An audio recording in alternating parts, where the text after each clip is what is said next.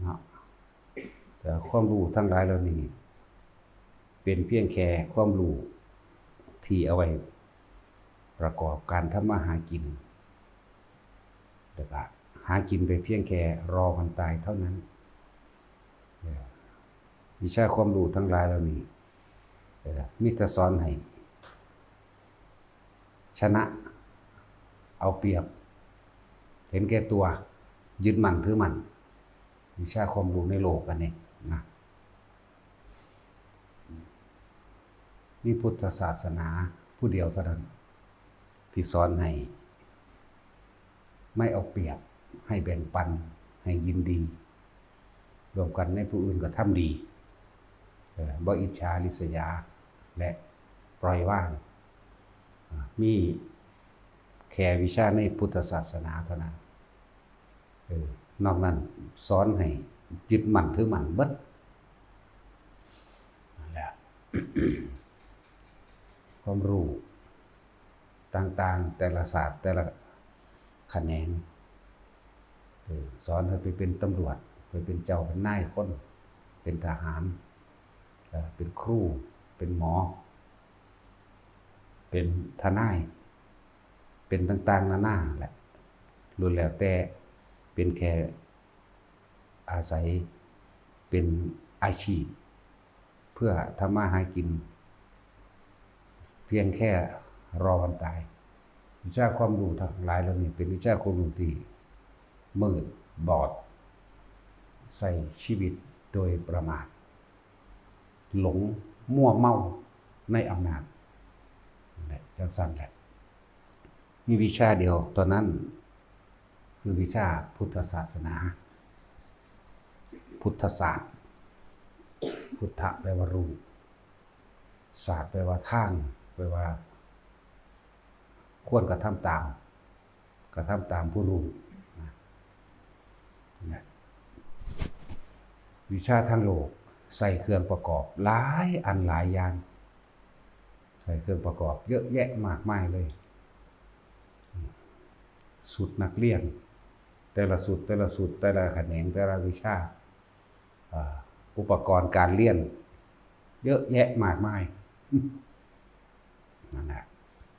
จบแล้วก็ไปรับปริญญารับใบนั้นรับใบนี้เนาะแล้วก็ดิ้นรนบาดนี้หาทำงานแข่งแย่ง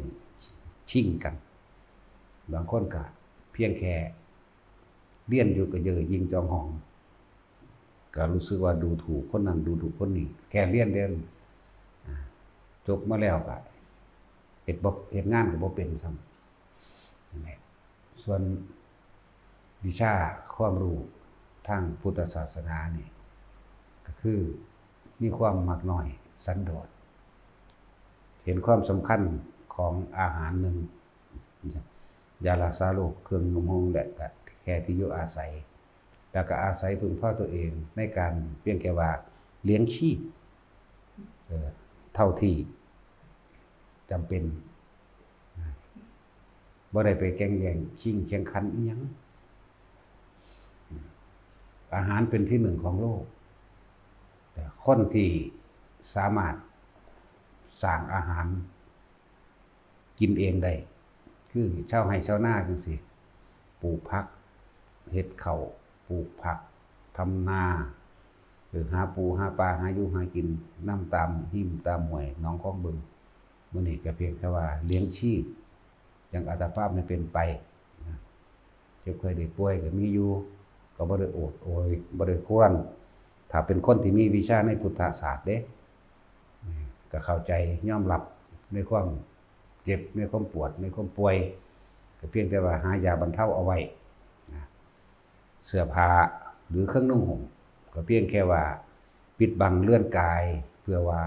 ให้อยู่บ่เป็นที่อุจจาตาบ่เป็นที่กล่าวหานินทาต่างๆที่อยู่อาศัยหรือบ้านกันฝนกันแดดได้บ่รู้ๆลาๆส่วนวิชาทางโลกเอาไว้แข่งขันกันเด้เนาะบ้านก็ต้องหลังใหญ่ๆมีเครื่องอำนวยความสะดวกของใส่หลายอันหลายอย่างรถก็หลายคันหลายสีหลายยี่ห้อบ้านก็ท่าสีไป เลื่อนบ้านเลื่อนต่างๆก็มีห้องห้องแอร์และเครื่องประดับประดาสารพัดเครื่องอำนวยความสะดวกสารพัดคือเครื่องนึ่งห่มเพิ่นก็บ่ได้นุ่งห่มเพื่อว่าป้องกันเหลือบยุงร้อนหนาวหรือปิดบังกายอันที่น่าละอายเด้เอามาอวดกันใส่ราคาแพงๆหรูๆหราๆมีเครื่องประดับประดาสร้อยคอทองคำแหวนเพชรต่างหูสารพัดแต่เขาสิเอามาคมกันนั่นแหละอาหารก็กินอย่างแพงอันใดที่มันแพงๆอันใดที่เขาโฆษณาอันใดที่คนอื่นเบิ่งแล้วสิยกย่องตัวเองว่าตัวเองนั้นเป็นผู้มีศักดิ์ศรีความร่ำรวยอย่างนั่นแหละคือวิชาทางโลกมันก็สอนกันไปแบบนั้นสอนให้บ่ยอมแพ้สอนให้ชนะสอนให้มีอำนาจจึงบอกว่าใส่ชีวิตจังประมาทและเมามั่นเวลาป่วยมากก็โอดโอยโวยวายฟูมไฟด่าว่าเวลาอกหักผิดหวังมากกระโทษแต่สิ่งอื่นเป็นจังซั่น คิดแต่ว่าผู้อื่นโกงแต่อกหักผิดหวังบ่ได้ดังใจส่วนวิชาในพุทธศาสนาให้ยอมรับตามความเป็นจริงเกิดแล้วต้องแก้ต้องเก็บต้องตายอาหารเป็นเครื่องอาศัยของกายนะยารักษาโรคก็แค่รักษาความเจ็บปวดในกายเพียงแค่ให้บรรเทาอยู่ได้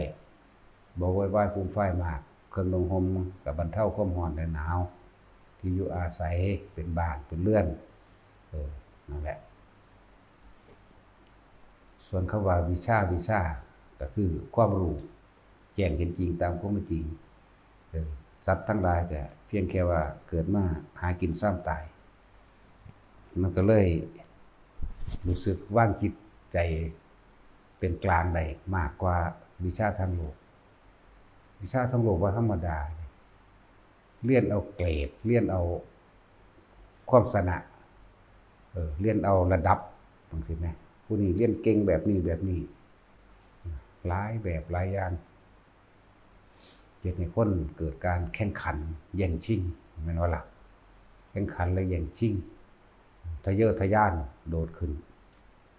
บัดนี้ผู้เป็นพ่อเป็นแม่ที่ว่ามีเงินมีหยังอยู่แล้วก็ใส่เงินในการเพื่อให้ลูกชนะมั่งเพื่อให้ได้มาถึงยศถาบรรดาศักดิ์และอำนาจมั่งนั่นแหละจึงบอกว่าพวกเขาใส่ชีวิตอย่างประมาทเขาเป็นเร่งแล่จุดหมายปลายทางว่าต้องตายเขาเป็นเร่งแล่ว่าในชีวิตหลังความตายยังมีอีกตราบใดที่เจ้าบ่ว่างใดชีวิตหลังความตายคนที่ใส่ชีวิตอย่างประมาทบ่เห็นจักท่านแบ่งปันการสื่อสารที่ดีที่สุดในหมู่มนุษย์และสัตว์ทั้งหลายคือการให้คือการให้ถ้าจะให้ที่ดีที่ประเสริฐคือการให้ที่ไม่หวังสิ่งใดเป็นเครื่องตอบแทนแม้คำขอบคุณนี่คนทั้งโลก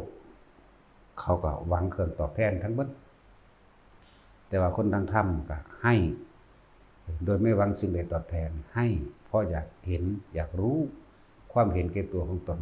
ละออกได้มากน้อยเพียงใดยึดมั่นหรือบ่ยึดมั่นนี่นะนั่นแหละ ธรรมะของพระพุทธเจ้าไว้ประสานสมานมิตรเพื่อให้เกิดความสันติสุขบ่ว่าภายนอกและภายในธรรมะนี่คือวิชาธรรมะการให้การแบ่งปันความเมตตาต่างๆรักตนเองเสมอผู้อื่นรักผู้อื่นเสมอด้วยตนเลยคำว่ารักลงไปจึงเรียกว่าเมตตาเมตตากรุณาคือการช่วยเหลือแบ่งปันนั่นเองมุทิตาคือพรอยยินดีกับบุคคลผู้อื่นที่กระทำความดีตามความเป็นจริงหรือให้ตามความเป็นจริงให้โดยไม่เบียดเบียนให้โดยไม่หวังสิ่งใดตอบแทนเห็นไหมให้พวกเขาทำดีอีกอย่างก็แล้วแต่จังว่าเฮาจังคลายความอิจฉาริษยาลงได้ แต่สุดท้ายคือการวางจิตเป็นกลางนั่นเองมันต่างกันอยู่เด้แล้วพวกเขาจึงมีท่าน3 ระดับท่านของภายนอกอาหารยารักษาโรคเครื่องนุ่งห่มตลอดทั้งที่อยู่อาศัยเครื่องประดับประดาและเครื่องอำนวยความสะดวกนี่คือท่านโดยภายนอกเครื่องอำนวยความสะดวกต่างๆภายนอกมีอาหารมียารักษาโรคมีเครื่องนุ่งห่มที่อยู่อาศัยและเครื่องอำนวยความสะดวกบางครั้งเขาก็ให้ค่ารถนั่นแหละอำนวยความสะดวกก็ดีให้ค่ารถหรือว่าเขาไม่มีอุปกรณ์ในการประกอบอาชีพอย่างใดอย่างหนึ่งจอบเสียมพวกนี้ให้แต่ว่าละหรือให้รถพวกนี้ให้เครื่องทำมาหากินทั้งสิ้นลักษณะที่ว่าให้โดยภายนอกท่านโดยภายในคือศีลท่านศีลภายในก็คือว่าเราไม่ทำร้ายเบียดเบียนให้ผู้ใดผู้หนึ่งเสียชีวิตและทรัพย์สินนี่เป็นว่าท่านภายในบัดนั่นแหละแต่เฮาบ่ไปทำลายหนึ่งไม่ปล้นกี้ฆ่านั่นมาละไม่ปล้นกี้ฆ่าบ่ได้ฆ่าไผเฮาก็อยู่แบบสบายใจบ่ได้กังวลเด้ว่าคนอื่นสิกลับมาฆ่ามาทำลายเฮาเมื่อภายหลังสบายไม่รักขโมยของใครเฮาก็บ่ได้กังวลอีกไม่ประพฤติผิดตามอำเภอใจเรียกว่ากาเมสุมิจฉาจารทั้งหลายเฮาก็บ่ได้ไปหวาดระแวงเรื่องใดๆอีกไม่โกหกทำให้ผู้ใดผู้หนึ่งเสียทรัพย์สินเนี่ยสั่นล่ะเฮาก็สิไปย้านผู้ใดมากล่าวตูอิหยังกับเฮาจับย้านผู้ใดมาจับเฮาไม่ดื่มสุราและมีอะไรตลอดทั้งเครื่องดองของมือทำให้เสียสติโดยการสูดดมก็ช่างฉีดเข้าไปในกายก็ช่างเฮาก็บ่มีเรื่องบ่มีเล่าอย่างนี่ท่านภายในเห็นบ่นั่นแหละจังว่านี่คือวิชาธรรมะวิชาความจริงวิชาความจริงในการที่เฮ็ดให้ตัวเองพ้นทุกข์นั่นแหละวิชาทั้งหลายเหล่านั้นวิชาทั้งหลายทั้งโลกมีแต่ถูกกับถูกเด้มีแต่ถูกกับถูกส่วนวิชาทางธรรมนั้นเป็นวิชาที่สอนให้คนออกจากทุกข์ออกจากการเวียนว่ายตายเกิดวิชาทั้งโลกเขาไม่รู้ว่านี่คือทุกข์เขาไม่รู้ว่าทุกข์คืออะไรและเขาไม่รู้ว่าสาเหตุแห่งทุกข์มาจากอะไรคือสมุทัยเขาไม่รู้ทุกข์ดับไปสิ้นไปเป็นอย่างไรในอารมณ์แห่งทุกข์หมดความอยากเป็นแบบใดเขาไม่รู้หนทางแห่งการดับทุกข์เขาบ่รู้มรรคมีองค์8เขาไม่รู้ปฏิจจสมุปบาทเขาไม่รู้ปัจจัยเหตุและปัจจัยทั้งหลายแห่งสัตว์เวียนว่ายตายเกิดเหตุและปัจจัยทั้งหลายแห่งสัตว์ไม่ต้องกลับมาเกิดพ้นจากการเวียนว่ายตายเกิดเขาไม่รู้นั่นแหละเลยเอิ้นว่าอวิชชาคือพวกนั้นเขาไม่รู้มีพุทธศาสนาเท่านั้นที่สอนได้ให้คนออกจากทุกข์ได้เลยเพราะรู้ทุกข์อันเกิดจากการเกิดแล้วต้องแก่หิวร้อนหนาวเจ็บไข้ไม่ได้สบายป่วยสารพัดเป็นโรคต่างๆนี่เฮารู้ทุกข์เพราะหิวทุกข์เพราะร้อนทุกข์เพราะหนาวเนี่ยทุกข์เพราะโรคต่างๆรู้หรือคือรู้ทุกข์รู้ว่าร่างกายนี่บ่เป็นของเฮานี่เป็นทุกข์อีกเด้บัดนี้ถ้ามันรู้แล้วมันก็คลายได้นั่นแหละเฮารู้ รู้เพราะพัดภาคจากสิ่งอันเป็นที่รักรู้ทุกแบบนี้รู้ว่าสักวันหนึ่งเราก็ต้องตายหรือพัดภาคจากบุคคลที่เรารักหรือบุคคลที่เรารักต้องตายพัดภาคจากเรานี่มันรู้ทุกกันมาจึงรู้เข้าไปอีกสาเหตุแห่งความเกิดทุกข์นั่นเองสาเหตุทั้งเบิดมันเลยมาจากไสตัณหาและอุปาทานนั่นแหละความอยากของตัวเองนี่เองนั่นความอยากและความยึดนี่เลยเองว่าสมุทัยสมุแปลว่าสาเหตุไทัยแปลว่าใจเกิดจากใจที่เกิดจากความยึดมั่นถือมั่นนี่เองนั่นสมุทัยเหตุอันเกิดจากใจเกิดจากความรู้สึกที่พอใจแล้วสมุทัยรู้สาเหตุแห่งทุกข์ได้บัดบัดนี้เหตุจังใดทุกข์ดับไปหรือดับทุกข์ใด อ๋อทุกข์ดับคือเฮาต้องหมดอยากทุกข์ดับทุกข์แบบนี้นี่เองดับชั่วขณะก็จังเป็นเหตุให้รู้หนทางแห่งการดับทุกข์คือมรรคมีองค์8มรรคแปลว่าทางมรรคะหรือวิสุทธิมรรคก็ว่าไปนี่หนทางแห่งความบริสุทธิ์คือมีความเห็นตามข้อเป็นจริงคือสัมมาทิฏฐิสัมมาสังกัปโปปัจจากรรมโตอาชีโวปัญญโมสติและสมาธิแต่สัมมาญาณะก็รู้ไปจนถึงว่าสัมมาวิมุตติแหละทางโลกเขาว่ารู้ได้วิชาเนี่ยเป็นเรื่องสั้นมีแต่โดยพระพุทธเจ้าเท่านั้นเป็นผู้นำออกมาแสดงได้แหละผู้ใดหู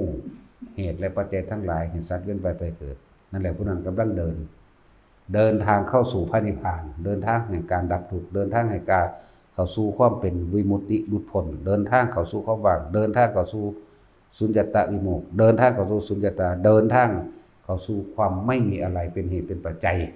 ให้สัตว์ทั้งหลายเวียนว่ายตายเกิดอีกผู้ใดรู้ปฏิจจสมุปบาทคือเหตุและปัจจัยอันเกิดจากใจของเฮาเองสมุทัยหูอารมณ์ของเองทุกคนมีอารมณ์ในความยินดีพอใจนั่นแหละคือปรารถนาสุขตัวเดียวตัวนั่นแหละสุขอันเกิดจากรูปร่างลักษณะท่าทางในบุคคลในสัตว์ในสิ่งของที่เราชอบที่เราพอใจที่เรายินดีนั่นมันก็เห็นทันตัวเห็นสาเหตุมันแล้วเมื่อเห็นสาเหตุมันแล้วก็เห็นโทษมันพร้อมโทษคือทุกข์สาเหตุแห่งความทุกข์โทษก็คือทุกข์โทษก็คือถ้าเราไม่อาจสามารถละความตัณหาและอุปาทานนี่ได้เราก็ต้องเวียนว่ายตายเกิดอยู่เช่นนี้นะแต่ละเฮาจึงเข้าสู่หนทางแห่งการดับทุกข์อันเกิดจากการเวียนว่ายตายเกิดดับทุกข์อันเกิดจากความยึดมั่นถือมั่นดับทุกข์อันเกิดจากความคิดปรุงแต่งนั่นเองนั่นแหละวิชาทางโลกบ่มีเด้เป็นสั้นวิชาความจริงคือธรรมเนี่ยจังมีแนวมือนี่แหละคือว่าวิชาทางโลกบ่ฮู้ว่าอันใดคือทุกข์บ่ฮู้ว่าอันใดคือเหตุแห่งทุกข์บ่ฮู้ว่าทุกข์ดับแบบใดบ่ฮู้ว่าวิธีที่จะดับทุกข์ให้สิ้นไปแบบใดบ่ฮู้มีแต่พุทธศาสนาเท่านั้นนั่นแหละจังว่าวิทยาศาสตร์มึงสิค้นไปเพียงใดก็ช่างเถอะวิทยาศาสตร์ถ้าฮู้เห็นแห่งพุทธศาสตร์แล้วจบอยู่หม้องนี้เลยนะวิทยาศาสตร์มีกล้องจุลทรรศน์มีกล้องนั่นกล้องนี้สามารถบันทึกได้นะแต่ว่าเลยวิทยาศาสตร์เข้าไปอีกที่เขายังค้นบ่ได้จิตเป็นหยังคือจำได้ตั้งที่มันบ่มีเครื่องบันทึกเนาะนี่แหมมันต่างกันอยู่ได้บาดเวลาฝันคือบ่หาแนวไปบันทึกไว้นี่ยกตัวอย่างเพื่อให้เกิดความเห็นง่ายๆนะเวลาฝันนั้นเฮ็ดจังใดนอนหลับแล้วสิเอาเครื่องบันทึกฝันได้นอนเขาคือบ่ผลิตเครื่องนี้ไว้เครื่องบันทึกฝันเนาะฝันแบบใดให้มันทึกไว้คือมีแต่เว้าไปโลดแต่ว่าบ่มีพยานหลักฐานเนาะนะสิ่งที่เป็นรูปต่างๆประทับต่างๆนั่นแหละเอิ้นพยานหลักฐานคือบ่หามาซั่นคือเว้าได้อยู่ซั่นนั่นแหละสร้างเครื่องเดินทางไปดาวอื่นๆก็สร้างไปได้สร้างระเบิดนิวเคลียร์ก็สร้างไปได้ลงทุนบักหลายๆลองสร้างเครื่องบันทึกความฝันมึงรู้สิได้อยู่เนาะนั่นแล้วจนตอกจนมุมให้พุทธศาสตร์ได้บาดนี่เนาะแม่นบ่ล่ะฝันเป็นภาพสีหรือขาวดำเขาก็รู้เด้ผู้นั้นบอกจังซั่นผู้นั้นบอกจังซี่เสียงนั้นซึ่งนี่บันทึกภาพรูปภาพบันทึกกลิ่นบันทึกเสียงได้เด้บันทึกรสได้รูปรสกลิ่นเสียงบันทึกได้เบิดเด้ชีวิตตัวนี้อย่างความฝันนั่นนี่จังซั่นตัวบัดพวกนั้นวิทยาศาสตร์ที่ว่าเก่งๆคือบ่อาจสามารถสร้างเครื่องบันทึกแนวมื้อนี้ได้เนาะนั่นแหละเขาคือว่าสร้างเครื่องที่ว่าเฮ็ดจังใดสิบ่ให้ทุกข์เนาะคือบ่มี อสร้างตั้งแต่แนวทำลายกันสร้างแต่แนวมันถูกกว่าเก่าอีกลงทุนบักหลายๆซ้ำระเบิดนิวเคลียร์นี่แม่ปรมาณูนิวเคลียร์มื้อนี้แม่มีตั้งแต่แนวเฮ็ดให้คนถูกกว่าเก่าเด้อมันซั่นแล้วแต่ว่าระเบิดนี่เป็นระเบิดแห่งความดับทุกข์ได้นี่ตูมใส่โลกเบิดนำกันโลดหากว่ามันทุกข์ดับทุกข์แบบฆ่าคนตายเด้ยิ่งบึ้มใส่ประเทศนี้เนี่ยเบิ่งร่างกายนั้นบ่แก่บ่ชราบ่เจ็บบ่ปวดบ่ป่วยแล้วก็บ่ตายพร้อมเนี่ยคือว่าสร้างอยู่เนาะ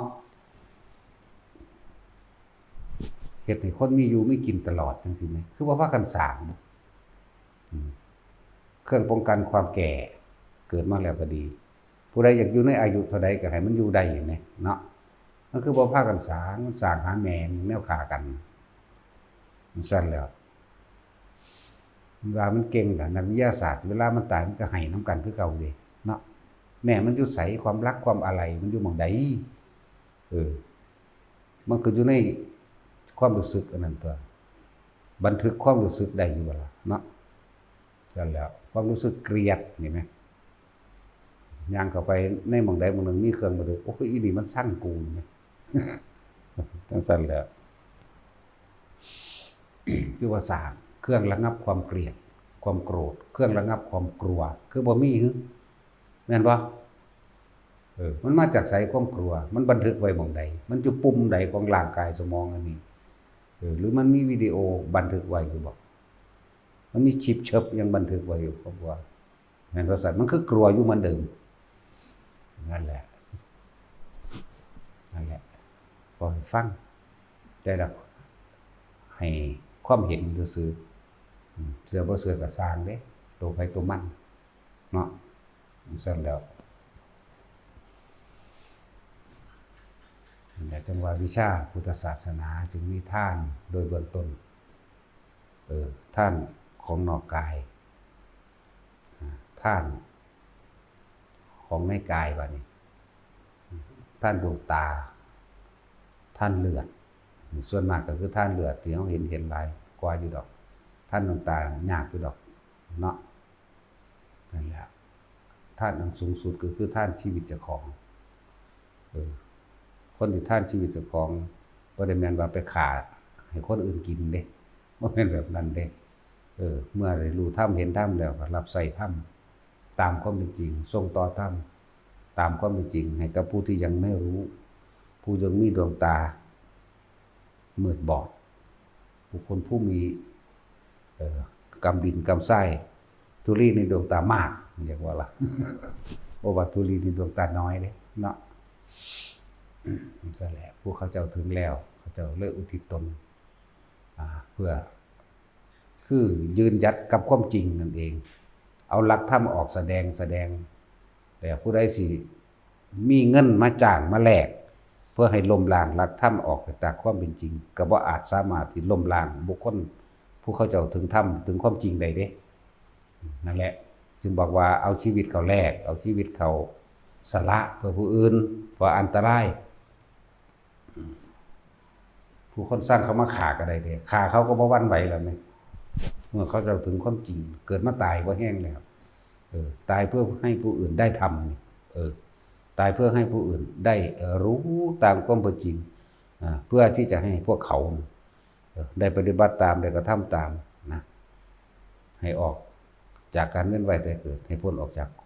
ความทุกข์อันเกิดจากการเกิดความทุกข์อันเกิดจากตัณหามีไหมสั่นแล้ว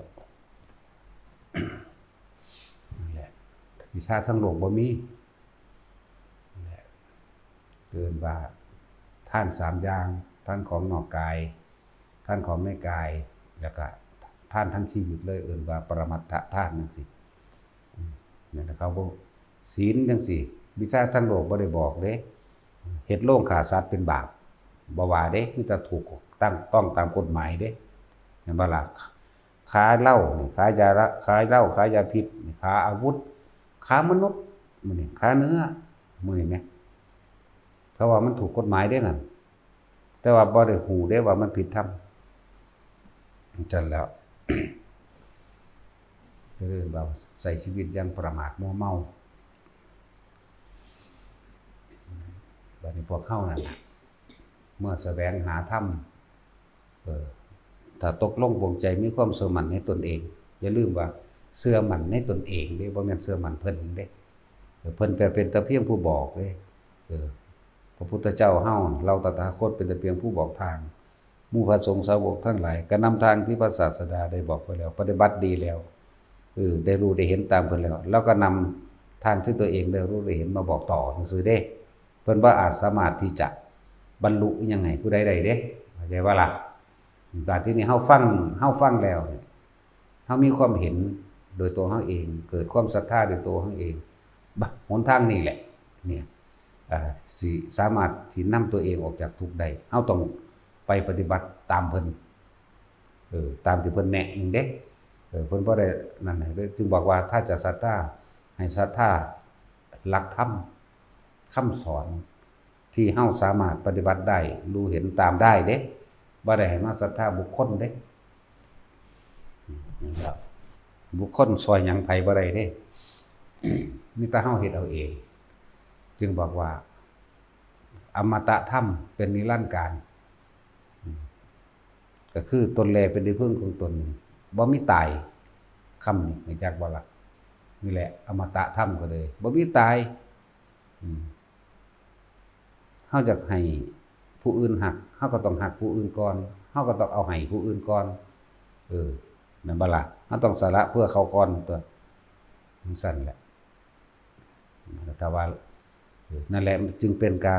การช่วยเหลือแบ่งปันให้ผู้อื่นโดยไม่ได้หวังสิ่งใดตอบแทนนั่นแหละคือตนเป็นที่พึ่งของตนนั่นแหละคือการทำตนเป็นที่พึ่งแห่งตนเข้าใจว่าล่ะแต่ว่าการช่วยเหลือแอบแฝงโดยหวังผลตอบแทนนั่นไม่ใช่พึ่งของตน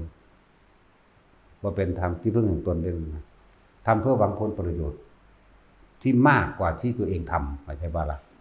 ก็เลยอย่างกันอยู่ดีฟังดีๆนี่แหละตอนนี้ที่พึ่งแห่งตนนั่นคือที่พึ่งแห่งตนโดยภายนอกจากว่านี่ที่พึ่งแห่งตนโดยภายในก็คือการฝึกหัดปฏิบัติใจของเจ้าของเองนี่ตัวนี้ทั้งบ่มี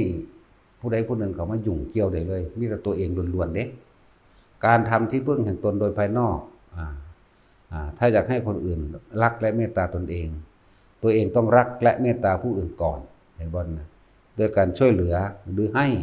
โดยไม่หวังสิ่งใดเป็นเครื่องตอบแทนแม้คำขอบคุณให้โดยไม่หวังนั่นแหละคือการทำที่พึ่งแห่งตนตนจึงจะเป็นที่พึ่งแห่งตนเพราะการได้ช่วยเหลือบุคคลผู้อื่นใช่บ่ล่ะนี่เป็นของภายนอกของเด่นแต่ว่าของภายในนี่บ่อาจสามารถเลยตัวเองล้วนๆเลยภายในคือใจนั่นแหละบ่มีผู้ใดสิมาขจัดปัดเป่าความรู้สึกที่พอใจหรือไม่พอใจให้กับเราได้เลยตัวเองต้องขจัดปัดเป่าตัวเองมาล่ะสั่นตัวเวลาเฮาเจ็บไข้ได้ป่วยปวดแสบร้อนภายในมีความรู้สึกสะท้านวันไหวร่างกายคือกระดูกสิแตกออกก็บ่มีผู้ใดมาหลับความรู้สึกตัวนี้เฮาได้นี่ใจเห็นมันนี่ความรู้สึกนั่นแหละนี่ความรู้สึกทั้งนี้ก็ดียิ่งการเข้าไปรู้ไปเห็นอย่างต่างๆรถแห่งธรรมต่างๆยิ่งเอาให้กันบ่ได้แล้วบ่มีผู้ใดซอยเฮาได้บุคคลผู้หนึ่งเมื่อถึงความบริสุทธิ์แล้วจะทำให้บุคคลอีกผู้หนึ่งบริสุทธิ์ได้ด้วยนั่นเป็นอันไม่มีเด้เฮาเฮ็ดเอาเองเด้นี่ว่าล่ะพระพุทธเจ้าถามพระอานนท์คนที่ผู้นั้นพูดตกอยู่ในบ่อในน้ำในคนตมพุ่นถ้าคนผู้ขึ้นมาถึงฝั่งแล้วบ่ลงไปซอยบุคคลที่อยู่ในน้ำในตมนั่นจักทำอะไรกับเราได้หรือไม่ไม่ได้พระเจ้าค่ะนั่นแหละเพิ่นเปรียบเทียบบอกว่าคนผู้หนึ่งบริสุทธิ์แล้วแต่ว่ามันก็มีเรื่องเล่ายาวๆอยู่ดอกเกี่ยวกับภิกษุทำความแสดงอาบัติบุคคลผู้เขาสู่อาบัติแล้วนี่บัดนี้เฮาใส่รวมกัน จะทำให้บุคคลผู้ใช้ชีวิตร่วมจะมีโทษด้วยหรือไม่บ่มีเพิ่นก็เลยเปรียบเทียบตัวนี้ไปนำเข้าใจบ่ล่ะแต่ว่าก็คือว่าถ้าศรัทธาไม่เสมอกันศีลไม่เสมอกันจาคะและปัญญาบ่เสมอกันเพิ่นจึงให้แยกแต่ว่าถ้าจะให้เป็นโทษไม่เป็นเข้าใจบ่ล่ะที่หลายๆคนเขาว่าเข้าใจว่าผู้นี้เป็นอาบัตินี่ถ้าผู้ใดไปร่วมสังฆกรรมนำผู้ไปร่วมก็เป็นอาบัตินำบ่เป็นเข้าใจบ่นี่เขาเถียงกันอยู่นี่ตามความเป็นจริงแล้วมันบ่เป็นเด้นั่นแหละพระพุทธเจ้าทรงจึงเทียบเชื่อไม่ฟังจังซั่นล่ะอ่านแต่เพิ่นหลายเนาะเอาตัวเฮาเอาเองก็ได้หรือมีแต่อ้างหลายก็เลยผู้นี่ป่วยร้อนหนาวสั่นหยอกๆแยกๆอยู่ทั้งร้อนทั้งหนาวสลับอันผู้ไปเยี่ยมป่วยบ่ร้อนบ่หนาวนำเด้ล่ะเนาะแม่นบ่ล่ะสั่นตัวลักษณะนั้นแต่ว่าเพิ่นให้เพียงแต่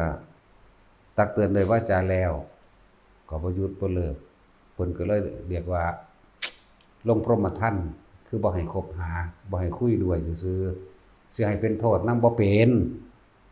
เฮาบ่ได้ป่วยนำแหมเข้าใจบ่ล่ะอันนี้ก็มีคำถามดอกกันต่อไปดอกคนพวกนั้น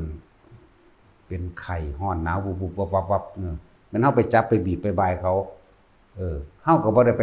ร้อนหนาวสั่นหยอกๆนำเขาเด้ล่ะก็เหมือนกันตัวผู้คนพวกนั้นทำผิดแล้วมันก็อยู่ในใจของผู้ทำผิดเด้มันบ่ได้มาอยู่ในใจของผู้บ่ได้ทำผิดเด้ล่ะมันสิมีโทษต่อกันได้จังได๋เพียงแต่ว่าตักเตือนด้วยวาจากล่าวตักเตือนนั่นนี่ส่วนมีการแสดงอาบัตินั่นแหละแสดงความบริสุทธิ์ใจต่อกันแต่ว่าแสดงแล้วแสดงอีกมันบ่เป็นไปแล้วก็ต้องลงพรหมทัณฑ์เพิ่นเลยบ่ให้คบหาซื่อๆแต่ว่าให้มีโทษนำกันบ่มี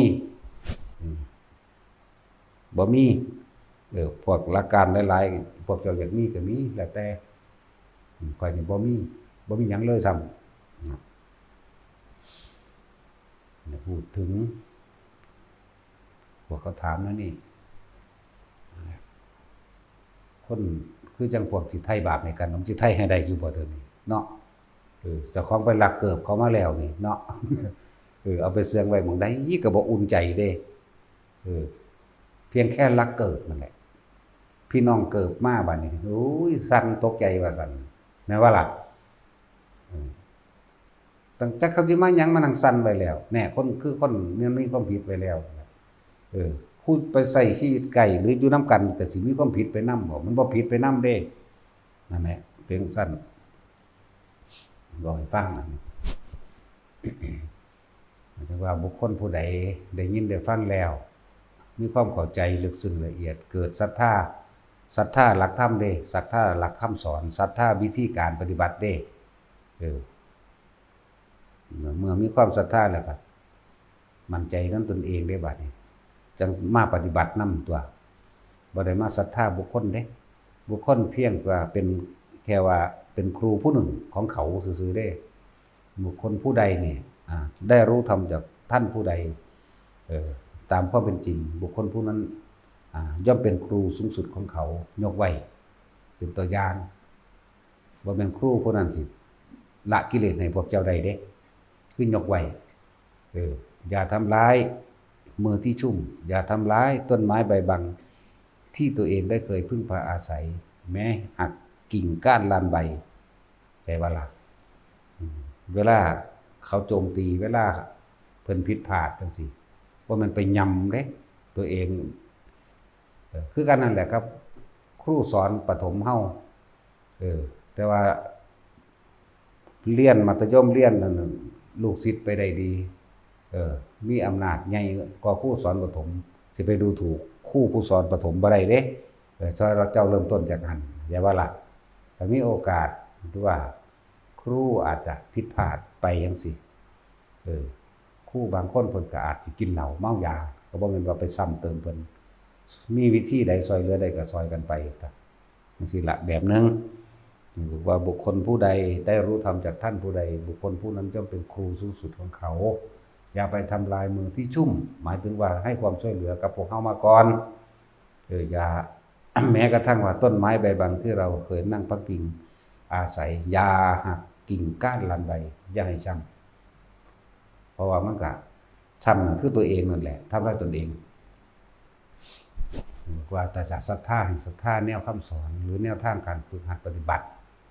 บ่ได้มาศรัทธาบุคคลเด้มันบ่ได้หยังอยากว่าล่ะถ้าเฮาศรัทธาเมื่อศรัทธาถูกต้องดีแล้วย่อมบูชาแปลว่ายินดีกระทำตามคู่ก็ยกไว้หลายๆองค์อยู่เด้ถ้าจะเว้าเรื่องผู้เพิ่น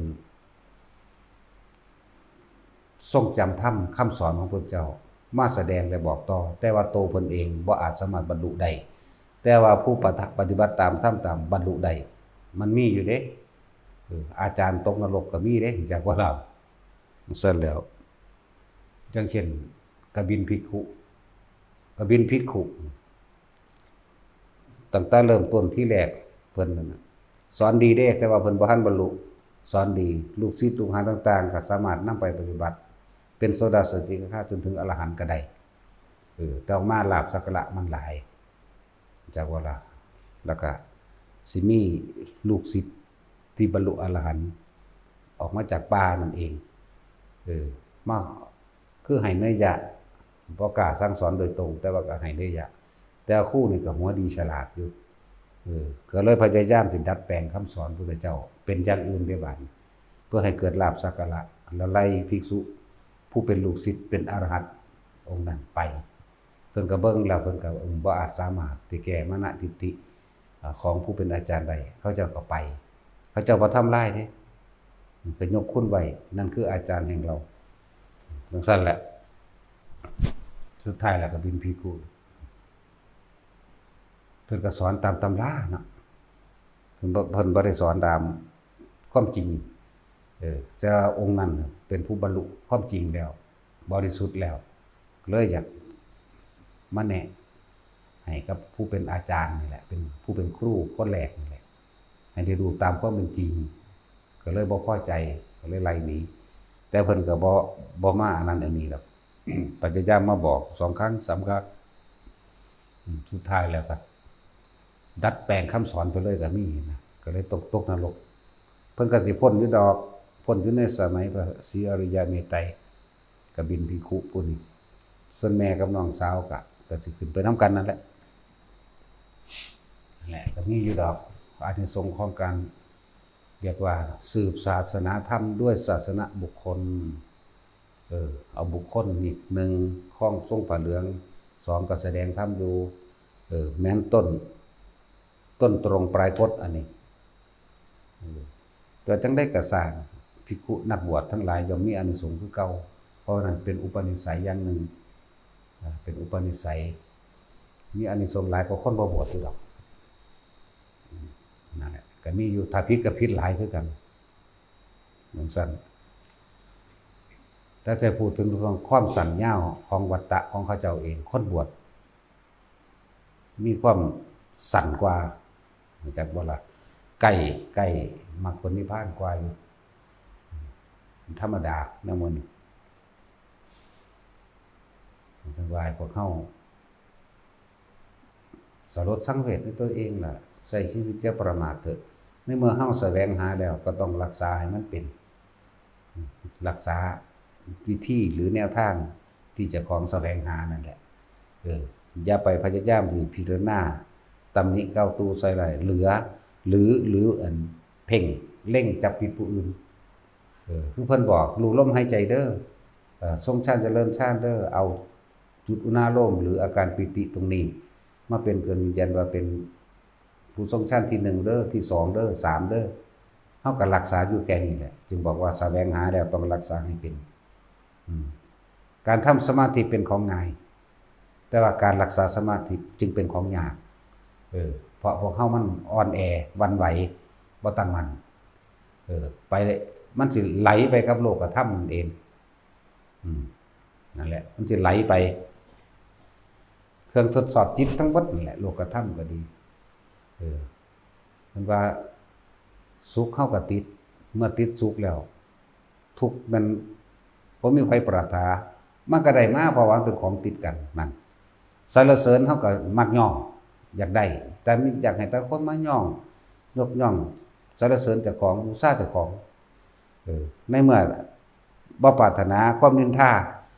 กล่าวตูใส่ร้ายก็ต้องได้มาเหมือนเดิมเพราะมันเป็นของติดกันใช่มั้ยได้มาเสียไปได้ลาภเสริมลาภนั่นแหละยศเสริมยศนั่นแหละอันต่อไปก็ดีนั่นแหละถ้าพวกเฮาเข้าใจคำว่าเฮาต้องทำจิตให้ตั้งมั่นให้ดีบ่อ่อนแอบ่หวั่นไหวไปกับมันสิ่งทั้งหลายเหล่านั้นโลกธรรม8ก็บ่อาจสามารถมาทำให้พวกเฮาหวั่นไหวได้ดอกจึงบอกว่าให้รักษาให้มันเป็นตั้งมั่นลมหายใจนี่กับจุดอุณหภูมิของเองโลดถ้าผู้ใดบ่มั่นใจทางนี้แหละก็เฮ็ดไปตามนี้นะว่าสมาธิมันเป็นของทำให้เกิดขึ้นได้ง่ายๆแต่การรักษาที่จะให้คงที่เอาไว้นั้นยากจักว่าล่ะจึงบอกว่าให้ทุกคนมั่นใจตนเองศรัทธาตัวเองเชื่อถือตนเองส่วนหลักธรรมเพิ่นก็สอนให้แล้วก็แล้วไปได้พวกเจ้าต้องไป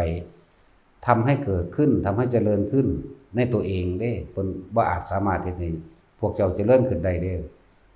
เพิ่นได้แต่แนะนึงเด้ตัวเฮาเองต้องทำเองเจริญเองนั่นแหละเฮาก็มีวิธีนี้เฮาก็สอนแนะให้คืออานาปานสติการทรงฌานเจริญฌานด้วยรู้ลมหายใจเข้าออกตลอดทั้งการจับจุดหรือว่าเอาอาการปิติมาตั้งไว้ณจุดใดจุดหนึ่งในกายนี่กายเวทนาจิตจิตเวทนากายรวมกันเป็นหนึ่งคือทำความรู้สึกตัวทั่วพร้อมคำว่าทั่วพร้อมคือให้มันยาวนานหรือให้มันไปเบิดมื้อเบิดคืนเบิดเว้นเบิดตลอดเลยนั่นแหละได้ตลอด ขึ้นอยู่กับเฮาได้ล่ะสิได้ตลอดหรือบ่ได้ตลอดตัวเฮาเองเด้เป็นผู้มีสติระลึกนึกเข้ามาเอาเพิ่นบ่ได้นึกให้เฮาได้เด้เพิ่นมีแต่บอกเข้าใจบ่ล่ะนั่นแหละจังว่าแต่ละคนพวกเฮาผ่านความประมาทมาแล้วดีอยู่บ่ตายเนาะถ้าตายโดยบ่ได้ทำตายโดยบ่รู้หนทางอุ้ยเสียเวลาขนาดเด้ว่าธรรมดาเด้ความผิดพลาดเพียงชั่วขณะจิตเดียวนี่ในขณะตายลงไปไปนึกถึงบาปกรรมอันใดอันหนึ่งที่บ่เกิดไปนึกถึงสิ่งที่เฮ็ดให้บ่สบายใจเราร้อนกระวนกระวายใจล่วงลงไปสู่นรกนั่นอุ้ยมันยาวนานอีหลีเด้พวกเจ้าใส่จนเบิดจนว่าจะได้มาเกิดเป็นคนอีกมันพอแห้งอยู่เนี่ยนั่นแหละพวกที่เขาเจ้าผิดพลาดไปแล้วนะพวกจิตวิญญาณพวกเป็นเปรตนี่กันนับประมาณบ่ได้เด้อย่างต่ำกว่า12ชนิดนี่มันนับบ่ได้เด้พวกเจ้าแล้วพวกเป็นที่เล่ร่อนตายก่อนอายุโดยอุปขาตกรรมต่างๆมาตัดรอดให้ตายก่อนแทนที่มันสิตาย80ปีหรือ60ปีตามอายุที่เฮ็ดตามบุญตามบาปที่ของเฮ็ดไว้แต่ถูกคารุกรรมอันหนักมาเฮ็ดให้เล่ร่อนแสวงหาอาหารพวกผีต่างๆเหล่านี้พวกจิตวิญญาณต่างๆทั้งหลายเหล่านี้คนถ้าสิเปรียบเทียบคนคุกกับคนคุกซอยกันบ่ได้หรือคนที่ตกนรกกับตกนรกซอยกันบ่ได้เปรตกับเปรตก็ซอยกันบ่ได้เพราะว่ามีแต่หากับหาเปรตนี่แสวงหาเพียงแค่ว่าให้อิ่มท้องเปรตนี่แสวงหาคนบ่มีกับคนบ่มีมันจะเอาหยังมาซอยกันเนาะนั่นแหละแต่ถ้าผิดพลาดลงไปแล้วยาวนานเด้ตอนนั้นเฮ็ดอิหยังก็เฮ็ดไว้ตอนที่เป็นคนนี่แหละมีมนุษย์เป็นมนุษย์เฮาเองนี่แหละแต่ไปผิดพลาดลงไปแล้วพวกตาเฮาบ่เห็นซื่อๆถ้ามันเห็นลองเบิ่งแม่ย่างหลีกอยู่ว่าซั่นเด้นั่นแล้ว เทียบอย่างนึงคือหมาบ่มีเจ้าของหิวโซไปตามทิศตามแดนต่างๆบางใดที่พ่อไปใดมันไปบางใดที่มีถิ่นมีฐานมีเจ้าของมีเจ้าถิ่นเขาก็ฟาดค้อนใส่ปืนไล่ยิงแน่มีเบิดเด้ก็ได้แล่นหนีเอาตัวรอดว่าแห้งพวกเปรตแบบนั้นก็เหมือนกันเด้ มันหลายชนิดว่าธรรมดาเลย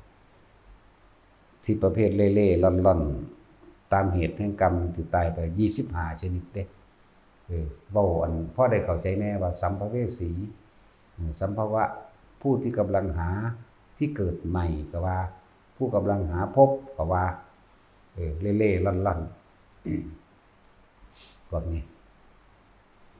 เกิดขึ้นจากหลายเหตุหลายการนี่เป็นอาจินไตยถ้าเว้าเรื่องกรรมนี่มันเป็นของที่ละเอียดละอออยู่แต่เว้ารวมๆเอามีอยู่ทุกหม่องได้อาศัยบุคคลที่มีจิตใจบริสุทธิ์แน่จิตใจที่มีเมตตาแน่บ่ทันได้ขึ้นขันบริสุทธิ์หรือว่าคนที่อุทิศบุญเป็นบุญอันเกิดจากการให้ทานบุญอันเกิดจากการรักษาศีลบุญอันเกิดจากการภาวนาบุญอันเกิดจากการสวดมนต์สาธยายทรงจำคำสอนพระพุทธเจ้าบุญอันจากการคิดดีพูดดีทำดีก็แล้วแต่แล้วอุทิศออกไปกับพ่อเนี่ยเขาได้กินนิดๆหน่อยๆนั่นแหละจังว่าอาศัยคือพวกเข้ามาเฮ็ดนี่แหละแต่ว่าสิเป็นบุญได้จริงๆก็ต้องไม่หวังสิ่งใดตอบแทนได้ให้ทานไม่ปรารถนาสิ่งใดตอบแทนดอกทานแล้วก็บ่หวังผลในทานบ่แลกของบ่เอาทานบ่แลกของบ่ไปแลกบ้านหลังใหญ่บ่ไปแลกยุทธามดาศักดิ์บ่ไปแลกอำนาจบ่ไปแลกความจะเป็นนั่นเป็นนี่บ่ได้ไปแลกเอาความบ่มีโลภบ่ได้ไปแลกเอาอายุยืนวิมานทรัพย์สินบ่แลกนี่การทานทั้งหลายเหล่านั้นจึงจะเกิดเป็นบุญคือความสงบเย็นภายในใจของเองไม่เราร้อนไม่กระวนกระวายจึงเรียกว่าสงบเกิดความอิ่มเอิบจึงเรียกว่าเย็นสงบเย็นแล้วสามารถอุทิศผลทานบุญกุศลกรรมดีทั้งหลายเหล่านั้นให้แก่สรรพสัตว์ทั้งหลายไม่มีที่สุดไม่มีประมาณได้แต่ว่าเฮาให้ทานสิ่งใดแล้วเฮาไปแลกไปขอไปหวังท่านนั้นไม่เป็นบุญเป็นเพียงแค่ว่าทานไม่มีอานิสงส์แห่งทานไม่อาจสามารถอุทิศออกไปได้อุทิศก็บ่ไปเพราะเจ้าของแลกแล้วตัณหามันเหนียวจากว่ามันเหนียวมันเป็นดุจดั่งยางเหนียวแลกติดตังไว้แล้วมันสิไปใส่ได้เจ้าของดึงมันไว้ล่ะนั่นแหละต้องอาศัยผู้เข้าใจตามความเป็นจริงเข้าใจธรรมตามความจริงพวกทั้งหลายแล้วนี่ก็พอได้นิดๆหน่อยๆแต่ว่าก็สิให้อิ่มเอิบบ่อิ่มเอิบพวกนี้บรรเทาหรือพอประทังแม้ชั่วขณะหนึ่งนะนั่นแหละคนที่มีจิตใจทรงพรหมวิหารศีลเมตตากรุณามุทิตาและอุเบกขาเวลาเพิ่นกระทำบุญอันใดก็ช่างบุญอันเกิดจากการให้ทานมั่งศีลมั่งภาวนามั่งบุญอันเกิดจากการแสดงธรรมมีการให้ทำเป็นทานชนะการให้ทั้งปวงจังซี่เฮาก็อุทิศเด้แต่ว่าสิ่งพวกทั้งหลายเหล่านั้นบัดนี้บ่อาจสามารถใช้ได้เด้เปรตส่วนมากก็คืออาหารเครื่องนุ่งห่มและที่อยู่อาศัยเปรตบ่อาจสามารถที่สิโมทนาในการแสดงธรรมใดต้องมีทานอันเป็นอาหารยารักษาโรคเครื่องนุ่งห่มและที่อยู่อาศัยจึงอุทิศออกไปได้เด้นั่นแหละท่านจึงมีการเฮ็ดทานให้แต่ละคนอยู่แม้กระทั่งการช่วยเหลือทำให้ชีวิตความเป็นอยู่ของคนตกทุกข์ได้ยากให้ดีขึ้นอันนี้ก็อุทิศไปขอผลทานบุญกุศลกรรมดีนี่ร่วมที่ข้าพเจ้าก็ทำตั้งแต่อดีตจนถึงปัจจุบันขณะนี้จงถึงแด่สรรพสัตว์ทั้งหลายไม่มีที่สุดไม่มีประมาณทุกหมู่เหล่าบรรดามีนี่มันก็ไปของมันเองอย่างสั้น จังว่าหลายอย่างที่เฮาเฮ็ดอยู่แล้วแล้วก็รวบรวมผลทานบุญกุศลกรรมดีทุกคนเฮ็ดมานี่แหละให้หมู่สงฆ์ทั้งหลายเหล่านี้เวลาเพิ่นทำวัดเนี่ยบอกขอผลทานบุญกุศลกรรมดีที่ท่านทั้งหลายเหล่าใดได้กระทำมาแล้ว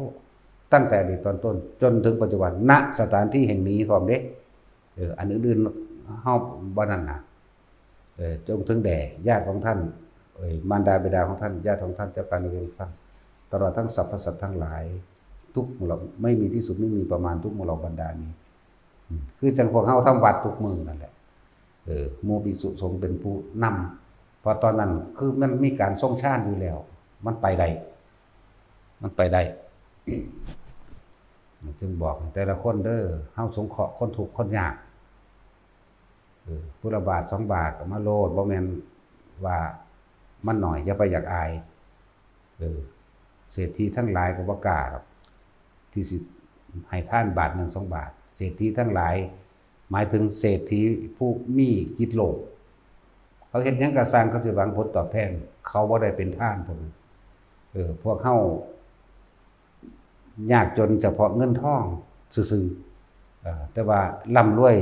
อริยทรัพย์ร่ำรวยธรรมต่างหากอะไรหลายอย่างก็ดอกสิเว้าล่ะพวกคนที่ทานด้วยไม่หวังผลตอบแทนในทานไม่หวังผลในทานบ่มีสิพันธุ์ตอนบ่แลกเฮาสามารถอุทิศไปได้เลยเฮาก็อาศัยอำนาจพระรัตนตรัยนะอำนาจพุทธธรรมสงฆ์นั่นแหละหลายอย่างก็บอกว่าเบิดดอกเวลาไปในที่ต่างๆบางที่เฮาก็อยู่ธรรมดาเต็มรอบวัดอยู่ก็มีห่มใส่เด้พอบางประเภทก็บ่อาจสามารถวึดมาหาเฮาได้เลยเด้มันสิมีสถานที่แต่ละแต่หม่องกั้นไว้จักบ่ภูมิเจ้าที่เขาเอิ้นภูมิเจ้าที่คือภูมิมะเทวดานั่นแหละบ่แม่นศาลพระภูมิเด้รู้จักบ่ล่ะบ่ได้เกี่ยวกันเด้มองหันสถานที่แต่ละที่ก็ต้องมีลูกเทวดาภูมิมะเทวดาที่อาศัยอยู่หั่นสิมุ่งตรงมาเลยแต่ว่าสำหรับเฮาบ่มีประมาณอยู่แล้วในการสิมุ่งตรงก็ไปคาดด่านต่างๆนั่นแหมรู้จักว่าสมมุติว่ามันสิมาจากเชียงใหม่เอาหมาตัวนั้นสิมาจากเชียงใหม่มันฮู้อยู่แล้วว่าสิมาหาหลวงพ่อนี่มันก็ต้องซุกๆแซกๆลี้ลบหลีกมาเรื่อยๆเด้เพราะว่าพวกเจ้าถิ่นก็มีอยู่แล้วนะมันต้องลบหลีกมาจังซี่ก็สิถึงเฮาหั่นน่ะบางทีก็ถูกตีถูกดันไปพูนไปอื่นๆไกลๆก็มีนะก็สิเข้ามาหาได้แหละมันก็มีความหนักเบาต่างกันถึงรับได้นั่นแหละจังว่าพวกเฮามีโอกาสว่าท่านใดก็ช่างท่านอีหยังก็สร้างแต่ในของท่านทั้งหลายแหล่นี่ท่านช่วยเหลือแบ่งปันต่างๆบ่ว่าท่านเฉพาะพระสงฆ์เด้ท่านให้สัตว์ท่านให้คนอื่นก็ตามหรือช่วยเหลือผู้อื่นก็ตามให้พวกเข้าลวกโลดขอผลทานบุญกุศลกรรมดีที่ข้าพเจ้าก็ทำมาแล้วตั้งแต่อดีตจนถึงปัจจุบันณขณะนี้จงถึงแด่จากว่าล่ะถ้าพวกเจ้าว่ามั่นใจมารดาบิดาของข้าพเจ้าทั้งหมดญาติข้าพเจ้าทั้งหมดเจ้ากรรมนายเวรทั้งหมดตลอดทั้งสรรพสัตว์ทั้งหลายไม่มีที่สุดไม่มีประมาณทุกโมโลบรรดามีพวกเจ้าคนส่วนมากคือบ่มั่นใจว่าโอ้พ่อกูสิได้บ่แม่กูสิได้บ่ปู่ย่าตายายกูสิได้บ่มันสิไปไสน้องพ่อถึงมั่นใจเว้าร่วมทรัพย์เดียวเลยสรรพสัตว์ทั้งหลายไม่มีที่สุดไม่มีประมาณทุกโมโลบรรดามีบอกคำเดียวนี่นะทรัพย์เดียวนี่แหละเจ้าพวกเฮาเด้อบ่สบายใจคะแนวคะนิ่งใจอยู่โอ้ลุงกูสิได้บ่นอโอ้ยหลานกูสิได้บ่นอย่ากูได้บ่นอย่ายกูได้บ่นอมันจะออกซื้อบ่ทันมันบ่คาว่าพุ่นบ่เนาะซั่นแล้วถ้าสิเฮ็ดเฉพาะเจาะจงก็เป็นบางการบางเวลาเอาแต่เมื่อมีการติดต่อสื่อสารจักว่าล่ะบางสิ่งมันก็มีอยู่เด้ติดต่อสื่อสารคือจังเฮาฝันเห็นนั่นฝันเห็นนี่จังซี่นั่นแหละมาขอจักว่าล่ะฝันทั้งเป็นเด้ว่าฝันแบบนอนหลับเด้ฝันย่างไปซื่อๆนี่ก็ฝันได้เด้ครับ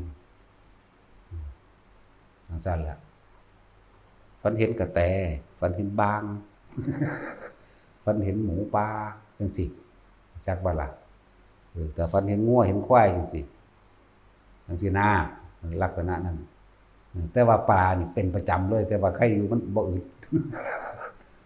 ปลานี่ตลอดนั่นแหละจิตวิญญาณคนคักๆกันละสัตว์ทั้งหลายก็ถ้าสิเทียบแล้วคนคักๆนั่นแหละเห็นตลอดอันพวกนี้ทราบลาบอยู่หุ่มอยู่เวลาอุทิศบุญให้เรื่องเทื่อนี่ยุ่งยามก็เลยแล้วเว้าบ่ออกก็ได้เว้าบ่เป็นไปเลยก็มีให้พ่อใหญ่กองพาเว้าก็บ่มีสมองจังลึงหัวไปเลยก็มีอันบ่ล่ะพวกนี้ก็บ่มีคือกันแล้วเพราะว่าบ่เว้าเอง เออมันหลายแบบหลายอย่างนะมันหลายบางทีมันกึกไปเลยเอาแพ้ให้เต็มที่พอหมายถึงโอกาสของเขามันมีนิดหน่อยถ้าที่ว่ายังเฉียดชิว3 วินาทีจริงๆนะและถึงว่าเป็นตาเลโตนถ้าเฮาได้พลาดไปแล้วเปรตบอกโดยตำรามี12 ชนิดบอกโดยตำราอันที่ว่าพ่อได้เปลี่ยนไปเลยนั่นน่ะพ่อได้รับส่วนบุญสูงสุดตามที่เขาเจ้าบอกตามที่ในตำราบอกว่ามีเปรตชนิดเดียวปรัชตุชีวีเปรตอาศัยผลท่านอาศัยหนึ่งจากผู้อื่นแล้วจักสามารถเป็นภพภูมิใดแต่ว่าโดยที่ลึกล้ำยิ่งกว่านั้นให้2 ครั้ง 3 ครั้งจึงจักได้นี่ก็ไล่ไปพวกเวมานิกเปรตก็ว่าไปพวกอุทุมพิกเปรตมันก็ว่าไปมันมีหลายกว่านั้นอีกเด้บ่แม่นว่าสิมาเอาเฉพาะตำรามานั่นกันบ่แม่นแค่นั้นเด้ทัดนรกหมู่นี่ก็เฮ็ดได้คือกันนรกก็มันก็มีความหนักความเบาเหมือนกันแต่ต้องอาศัยกำลังสิ่งที่เฮาไปช่วยเหลืออย่างกำลังบุญต่างกันบุญมันเกิดจากการให้ทานนี่ท่านอาหารจารโสโลกคนเป็นหุมที่อยู่อาศัยอยู่หมู่นี่กับพวกเปรตๆนี่แต่นักลงไปก็อาศัยจากกำลังจิตของเฮาที่รวบรวมของเฮาเองบ่ว่าสิเป็นทานแบบใดก็แล้วแต่จนถึงอำนาจแห่งสมาธิจนถึงอาการปิติต่างๆที่เฮารวบเรียกว่าสมบัติหรือสมาบัติพวกนี้เอาลงไปซอยกันได้นะพระสันพระโมคคัลลาสิดับไฟในโลกได้บ่เนาะบ่แม่นถ้าพระโมคคัลลาได้หลายองค์อยู่เด้ หลายโพดแต่เฮาสิเบิ่งตามนี่ประวัติครูบาอาจารย์คือหลวงปู่จันท่ามันเพิ่นไปซอยแม่เพิ่นในนรก4 เทื่อได้จังขึ้นได้แน่คือได้จะอาศัยอำนาจจิตแห่งความบริสุทธิ์ตัวนี้นี่ได้ลงไปคนละแบบกันอยู่เด้นั่นแล้วบางทีก็เว้าให้อันนรกแถวนั้นเผลอจังหน่อยสาธุเอาบุญกูแม่ปุ๊บหนีไปเลยก็ยังมีได้แบบนี้เนาะคือจังเฮาเดินจงกรมอยู่จังซี่แล้วอยู่ซื่อๆก็ตกปลวกขุบเข้าทั้งคนหลอกหนังอันเดียวคนหลอกหนังเลือดอาบอยู่เต็มอยู่บ่ได้งามเลยคนหลอกหนังตากับปานกำปั้นสวดโมโลออกมามันบ่มีคิ้วมันบ่มีคิ้วบ่มีปากอีหยังเด้คนหลอกหนังที่แรกก็อุทิศยาวๆถึงบ่ได้อีเมนาบุญญากะเมพุ่นแล้ว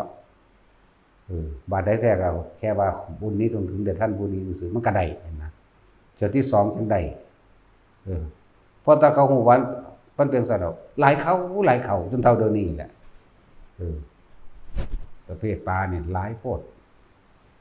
สูเป็นไผกุ้มนี่ก็เป็นปลากับเป็น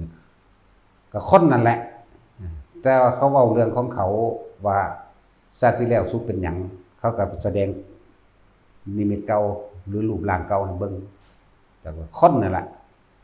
ถึงแต่ก็มีบางก็มีเป็นหมูเป็นงัวเป็นควายเป็นปลาเป็นปูเป็นหอยเป็นกุ้งเป็นปลาหมึก มีสุดแล้วเด้มีสุดแนวนะถ้าได้ผิดพลาดไปแล้วก็เลยบอกพวกเขาจะพากันประมาทแสวงหาต้องรักษาให้เป็นรักษาตรงใดรักษาตรงใจรักษาตรงลมหายใจเข้าออกหูดังเฮาเองนี่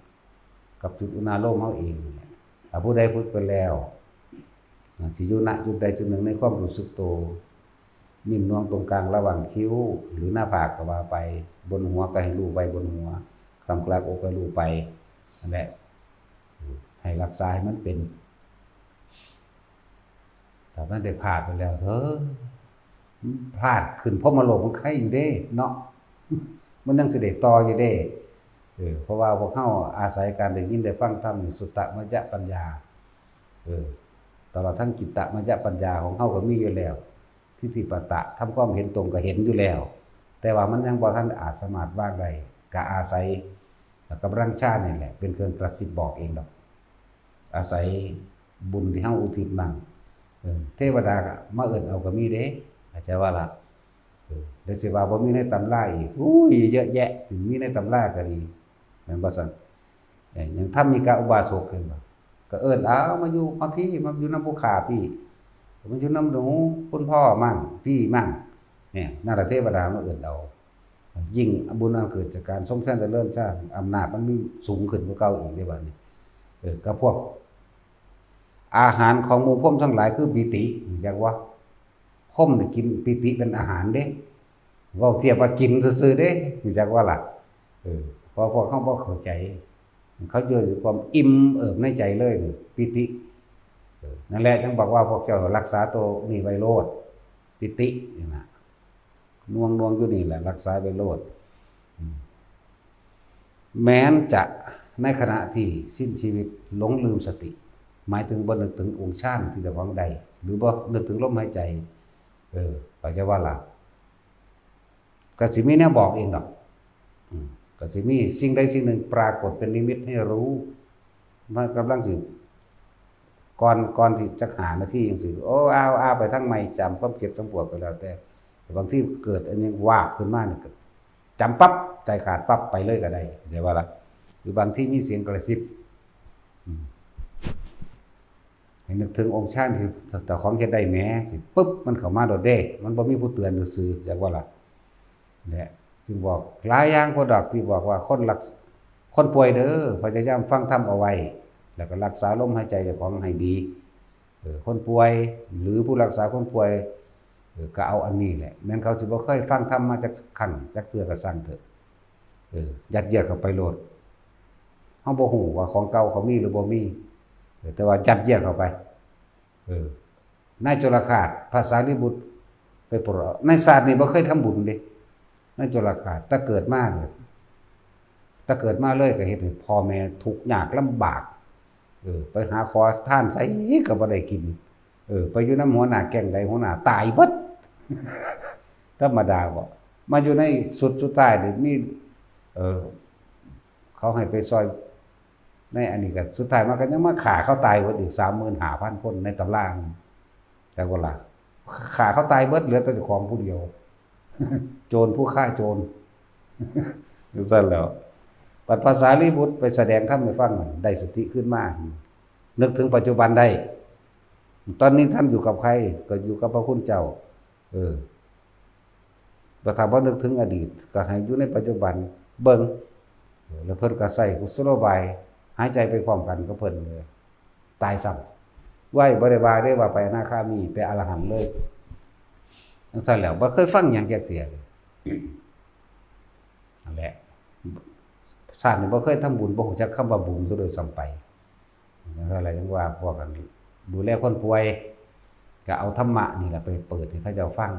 เอาองค์ใดองค์หนึ่งที่พวกเจ้ามักนั่นแหละมันจังบ่ขีนหัวพวกเจ้านำฟังไปแต่ขึ้นชื่อว่าธรรมะแล้วนั้นสิเป็นภาคภาษาบาลีก็ช่างเด้นั่นสิเป็นภาคที่ให้ความหมายตีความหมายออกมาเลยก็ตามได้เหมือนกันปฏิจจสมุปบาทก็ได้เพราะมีวิชาเป็นปัจจัยจึงมีสังขารทั้งหลายเพราะมีสังขารทั้งหลายเป็นปัจจัยจึงมีวิญญาณทั้งหลายเพราะมีวิญญาณเป็นปัจจัยจึงมีนามรูปเพราะมีนามรูปเป็นปัจจัยจึงมีสลายตนะหรืออายตนะคือตาหูจมูกลิ้นกายใจเพราะมีอายตนะจึงมีผัสสะเพราะมีผัสสะจึงมีเวทนาเพราะมีเวทนาจึงมีตัณหาเพราะมีตัณหาจึงมีอุปาทานเพราะมีอุปาทานแล้วจึงมีภพเพราะมีภพนั่นแลจึงมีชาติเพราะมีชาตินั่นแลจึงมีชราและมรณะโศกปริเทวทุกข์ย่อมอาศัยบังเกิดซึ่งกันและกันด้วยเหตุทั้งหลายอย่างนี้สัตว์ทั้งหลายเวียนว่ายตายเกิดเพราะความไม่รู้นั่นไปหันเมื่อแสงสว่างได้เกิดขึ้นแล้ววิชาได้เกิดขึ้นแล้วอวิชชายตเววะอเสสะยุราคะนิโรธาสังขาระนิโรโทนั่นมันก็ไล่ไปวันวิญญาณนิโรธาวิญญาณนิโรโทนามรูปะนิโรธานามรูปะนิโรโทเพราะดับความเห็นต่างๆเอาว่าดับความเห็นต่างๆหมายถึงว่าคือไม่มีความเห็นกับใดๆอีกต่อไปวิญญาณก็เกิดขึ้นไม่ได้นั่นเองหมายถึงความรู้สึกในความพอใจหรือไม่ใจเกิดขึ้นไม่ได้เมื่อเกิดขึ้นไม่ได้แล้วนามรูปก็ย่อมดับไป และดับต่อๆกันไปด้วยเหตุประการชนิดสัตว์ทั้งหลายจงหมดเหตุและปัจจัยทั้งหลายในแห่งการเวียนว่ายตายเกิดว่าง่ายๆคนมันบริปานนั่นดอกเลยนี่เพราะรู้เป็นผู้มีสติรู้อยู่ในปัจจุบันในขณะคือลมหายใจเข้าออกนี่แหละจบเอาสมทาน